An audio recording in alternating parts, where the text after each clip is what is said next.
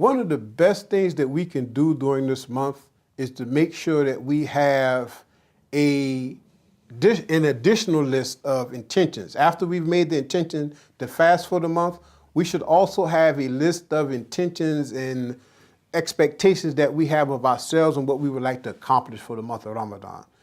With these series that we're doing, we're trying to make sure that we help people to find moments of inspiration, if you will, where they can have different experiences with the fast. A lot of us over the years, as we've been fasting becomes routine, almost like the prayer. We fast, we work. Some of us may take extra naps during the day because of the fact that after we've gone through a couple of weeks of fasting, our bodies are slowing down a little bit. But we also have to remember that this should be a time of reflection and worship. So we want to make sure that we're actually doing and setting goals for ourselves that are attainable, that are also beneficial for not just us, but for those that are around us. We may want to also include more acts of community service so that we can be capable of connecting with more people that we may not normally connect with. We may want to give our children more experiences that they may not normally get throughout the year, because during the month of Ramadan, we know that the blessings are increased for us. So we may try to ensure that we are doing things that are going to actually have a much more relevant long-term benefit for us and our families and communities.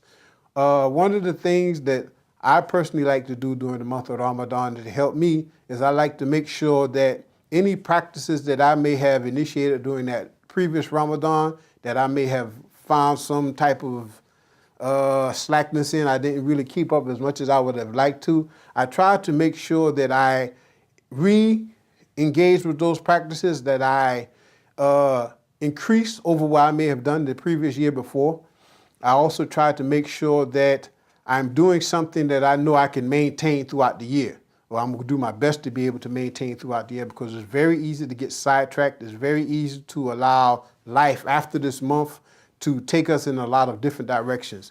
A lot of us during this period of time of the year, we get very energized. Ramadan is the period that energizes a lot of us, and we can get very active with our acts of ibadah and other acts of worship that we're engaged in, whether it's physical or recitation of the Quran or things of that nature there. And we become very energized by doing this. And alhamdulillah, rightfully so. But we also have to make sure that as we're going through the month and we're going through the rest of the year, these things are capable of sustaining us in and day out. Because the act of fasting, the act of cultivating and trying to increase our acts of worship and obedience and instilling taqwa within ourselves requires us to also make improvements from one point to the next. And that, I think, it would be the greatest intention that we can make, is to actually improve, to continually be better than we were the day before. Because if we are doing that, then that means we're able to draw closer to Allah subhanahu wa ta'ala, making Him pleased with us, and also being able to ensure that we're upholding the sunnah and the ways of our beloved Prophet sallallahu alaihi wasallam.